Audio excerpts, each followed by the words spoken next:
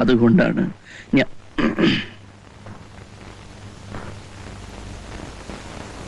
നിങ്ങൾ സംസാരിച്ചെല്ലാം ഞാൻ കേട്ടു. പക്ഷെ അത് അപകടമാണ്. ഈ ജയിൽ ചാടുക അത്ര എളുപ്പമല്ല. പിടിക്കപ്പെട്ട ഇരട്ടി ശിക്ഷ അനുഭവിക്കണം. ഇവിടുത്തെ കാലാവധി കൂടുതലേ ഉള്ളൂ, തലപോയില്ലല്ലോ. ഒന്ന് പതുക്കെ പറ. നിങ്ങളെ അങ്ങനെ സാഹസം ചെയ്യാൻ ഞാൻ വിടില്ല. ചാർലിക്ക് അതൊക്കെ പറയാം. മാസങ്ങളോട് കഴിഞ്ഞാൽ ചാർലിക്ക് പുറത്തു പോവാം. ഞങ്ങളുടെ കാര്യവും കൊല്ലങ്ങൾ കിടക്കുന്ന മുന്നിൽ. അപ്പോഴേക്കും മൂത്ത് നരയ്ക്കും. ഞങ്ങൾ ചാടാൻ ഉറപ്പിച്ചു കഴിഞ്ഞു. ബാലുവെങ്കിലും ഞാൻ പറയുന്നൊന്ന് മനസ്സിലാക്കുക. ഇല്ല ചാർലി, എനിക്ക് പുറത്തു പോകണം. എന്ത് സഹിച്ചാലും ഞാൻ പോകും. അത് കഴിഞ്ഞ് എന്നെ തൂക്കിലേറ്റിയാലും ശരി, ഞാൻ പോകും. ചാർലി തടസ്സം നിൽക്കരുത്. ഇതാണ് നിങ്ങളുടെ തീരുമാനമെങ്കിൽ ശരി, നടക്കട്ടെ. ഞാൻ ഇതിലൊന്നും പറയുന്നില്ല. എന്നാലാവുന്ന സഹായം ചെയ്യാം. പക്ഷേ ധൃതി വെച്ചൊന്നും ചെയ്തു കളയരുത്. എല്ലാം സാവകാശം നോക്കിയും കണ്ടും വേണം പ്ലാൻ ചെയ്യാൻ. അതത്രേ ഉള്ളൂ. നല്ല മോളല്ലേ, കഴിക്ക്. വേണ്ട, അങ്കിൾ വന്നിട്ടേ കഴിക്കൂ. ആ അങ്കിൾ ഇനി വരില്ല മോളെ. അമ്മച്ചൻ പറഞ്ഞില്ലേ മോക്ക് വേറെ. ബാലു, ഈ അങ്കിള് മോക്ക് പാട്ട് ഡാൻസ് പഠിപ്പിച്ചു തരും. പിന്നെ ഒത്തിരി കഥ പറഞ്ഞു തരും. വേണ്ട. പറയുന്ന കേട്ടില്ല, ഉഷമോളെ തല്ലു മേടിക്കും. ഇല്ല മോളെ, അമ്മച്ചൻ വെറുതെ പറഞ്ഞതല്ലേ. കുഞ്ഞിക്കണ്ണായിരുന്നു ഇവിടെ ഉഷമോൾ കൂട്ടായിട്ട്. അയാളെ ഇന്ന് റിലീസ് ചെയ്തു. ആ ജോലി ഞാൻ ബാലുവിനെ ഏൽപ്പിക്കുകയാണ്. മോളെ ശ്രദ്ധിക്കേ വേണ്ടു. ആള് വലിയ ശാഠ്യക്കാരിയാണ്. എന്റെ മകളുടെ കുട്ടിയാ. അച്ഛനും അമ്മയും ഒരു കാർ ആക്സിഡന്റിൽ മരിച്ചുപോയി. രക്തബന്ധത്തിൽ ഈ കുഞ്ഞല്ലാതെ എനിക്ക് മറ്റാരുമില്ല. അല്പം ലാളിച്ചുകൊണ്ടാവാം കുസൃതി ഏറിയത്. ബാലു ഞാൻ നോക്കിക്കൊള്ളാം സാർ.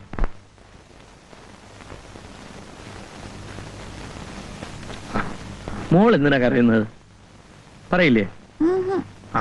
എന്നാ പാവക്കുട്ടി പറയൂ. അരേ, ഇവിടെ ഒരു വയസ്സൻ അങ്കിൾ വരാറില്ലേ? ആ, കുഞ്ഞിക്കണ്ണേട്ടൻ. അതെ, അയാൾ പോയി. എന്റെ പാവക്കുട്ടി സംസാരിക്കോ? അതെ, പക്ഷേ ചീത്തക്കുട്ടിയോട് സംസാരിക്കില്ല. ഞാൻ ചീത്തയല്ല. പിന്നെ എന്നാ ടിഫിൻ കഴിക്കാത്തത്? ശരി, മോള് ടിഫിൻ കഴിച്ചാൽ നീ അവളോട് സംസാരിക്കുമോ? കഴിക്കേ. മതി. അത് പറ്റില്ല, മുഴുവൻ കഴിക്കണം. ബാലു ഇതെങ്ങനെ സാധിച്ചു? ബാലുവല്ല, ഞാൻ പറഞ്ഞിട്ടാ. ബാലു ഒരു വെറ്റിലോക്കിസ്റ്റ് കൂടിയാണോ? ഇതൊരു നല്ല കലയാ. ഞാൻ ഈ ഡോള് വെച്ച് കുറെ ട്രൈ ചെയ്ത് തോറ്റതാ. വയസ്സായില്ലേ? അമ്മച്ച് പോയിട്ട് വരട്ടെ മോളെ. ബൈ. ബൈ. Bye by.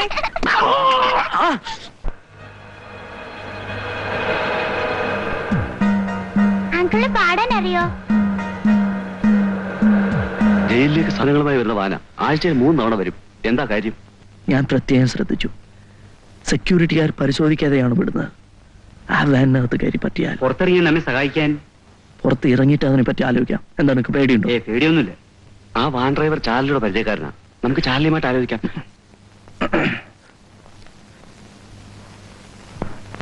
ബാംഗ്ലൂരിൽ നിന്നും ബാലുവിനെ കാണാനാണ് അഡ്വക്കേറ്റ് പ്രസാദ് വന്നിരിക്കുന്നത്. എന്നെ കാണാനോ?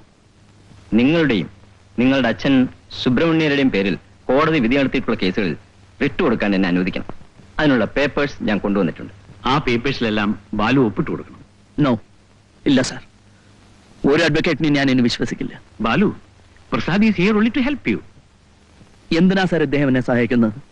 ഇന്ന് ആദ്യമായി കാണുന്ന ഇയാൾക്ക് എന്നോട് എന്തിനാ അത്ര താല്പര്യം? നിങ്ങളോട് താല്പര്യമുള്ള ഒരാൾക്ക് വേണ്ടിയാണ് ഞാൻ നിങ്ങളെ സഹായിക്കുന്നതെന്ന് കരുതും. ആരാണ് അയാൾ? 1.5 കൊല്ലത്തിലേറെ ഞാൻ ഇതിനകത്ത് കടന്നു. ഇത്രയും കാലം എവിടെയായിരുന്നു അയാൾ? പറയണം. സോറി, ഈ കേസിന്റെ കാര്യത്തിൽ ഒരു തീർപ്പുണ്ടാവുന്നത് വരെ എനിക്ക് ആ പേര് വെളിപ്പെടുത്താൻ പറ്റില്ല. I don't believe you. Balu, നിങ്ങൾ ചെയ്ത കുറ്റകൃത്യം വെച്ച് നോക്കുമ്പോൾ ഇപ്പോൾ കിട്ടിയ ശിക്ഷ തന്നെ അധികമാണ്. പുനർവിചാരണയിൽ അതിൽ കൂടുതലായി ഒരു കോടതി വിധിക്കില്ല. പകരം ചിലപ്പോൾ ഇളവ് കിട്ടിയാലോ? Let him try. ആ പേപ്പേഴ്സ് ഇട്ട് കൊടുക്കും. Please sign it Balu, please. Jailer നിർബന്ധിച്ചുകൊണ്ടാണ് ഞാൻ ഒപ്പിട്ട് കൊടുത്തത്. എനിക്ക് അതിലൊന്നും വിശ്വാസമില്ല. രക്ഷപ്പെടാനുള്ള നമ്മുടെ പരിപാടി അങ്ങനെ തന്നെ വേണം. ചാർലി ഏറ്റ കാര്യം എന്തായി? ഡ്രൈവറെ ഞാൻ പറഞ്ഞ് ശരിയാക്കിയിട്ടുണ്ട്. പക്ഷെ ഒരു കാര്യം, കഷ്ടകാലത്തിന് പിടിച്ചുപോയ കുറ്റം സ്വയം ഏറ്റെടുത്തോണം. പാവം പിടിച്ച ഡ്രൈവറെ എന്നെ കുരിശേ കയറ്റരുത്. ചാർലിക്ക് ഞങ്ങളെ വിശ്വസിക്കാം. ശരി, എങ്കിൽ അടുത്ത ബുധനാഴ്ച കാലത്ത് വണ്ടി വരും.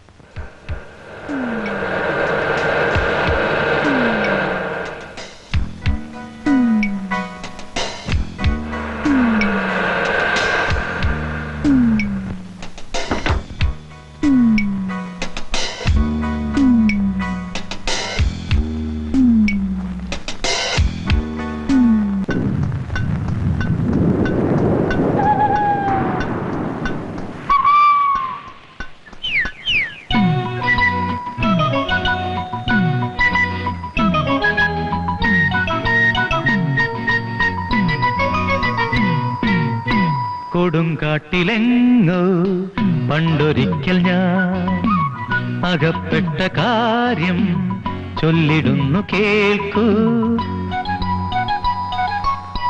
ഇളമ്മാൻ കിടാങ്ങൾ മേഞ്ഞിരുന്ന മേട്ടിൽ വെറും കൈയുമായി വേട്ടയാടിയാടി ഏകനായി ഞാൻ മൂകനായി ഞാൻ പോയിരുന്ന നേരം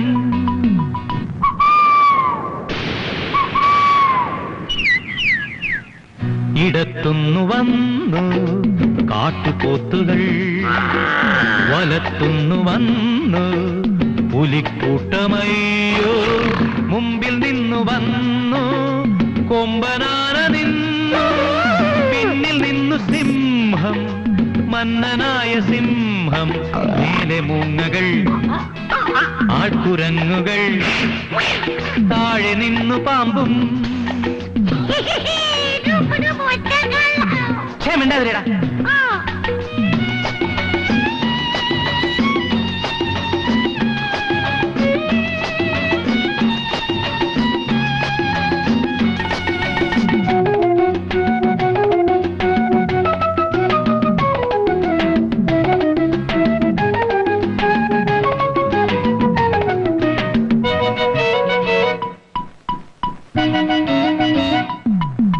കാട്ടുപോത്തുകൾ ആഞ്ഞുകുത്തവെ നോക്കി നിന്നു ഞാൻ പാവം.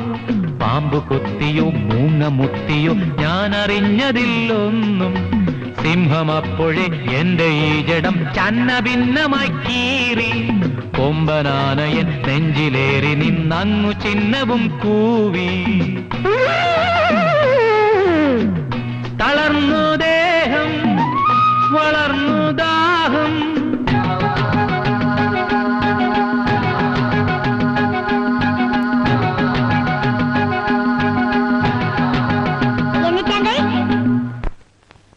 തളർന്നു ദേഹം വളർന്നു ദാഹം, കുഴഞ്ഞെന്റെ നാവും മനസ്സും കിനാവും. ചത്തുപോകുമോ കാറ്റു തീരുമോ എന്ന സംശയം വന്ന്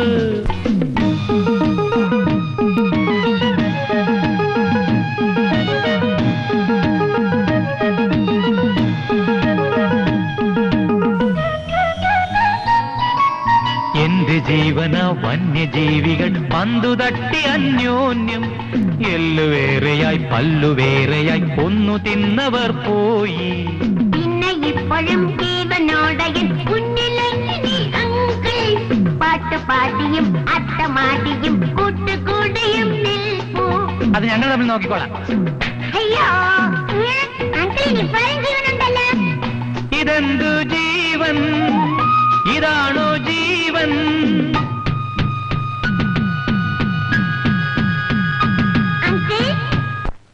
ഇതെന്തു ജീവൻ? ഇതാണോ ജീവൻ? അഴിക്കുള്ളിലൂടെ ഇഴയുന്ന ജീവൻ. ഇങ്ങനൂടെയും ഇങ്ങനൂടെയും ഇങ്ങനോടും ഈ ജീവൻ, ഇങ്ങനോടും ഈ ജീവൻ.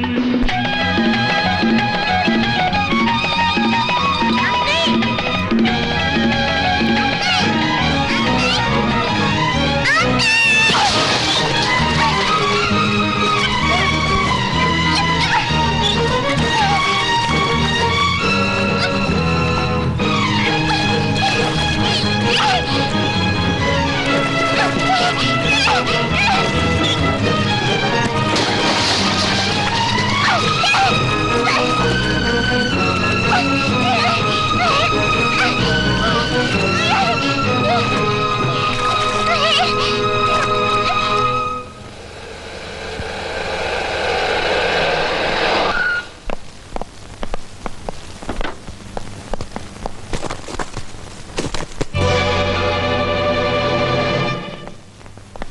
ഉഷമോളെ രക്ഷിച്ചതിന് നന്ദി പറയുന്നതിന് മുൻപ് നിങ്ങൾ ചെയ്ത പുണ്യത്തിന് സമ്മാനമായി ഒരു സന്തോഷ വാർത്ത അറിയിക്കുന്നു. ബാലുവിന്റെ കേസിലെ വിധിക്കെതിരായുള്ള റിട്ട് കോടതി സ്വീകരിച്ചു. അതിന്റെ തീരുമാനമാവും വരെ നിങ്ങളെ ജാമ്യത്തിൽ ഇറക്കിക്കൊണ്ടുപോകാനുള്ള ഉത്തരവുമായാണ് ഞാൻ വന്നത്. Go ahead, Balu. God bless you. Thank you.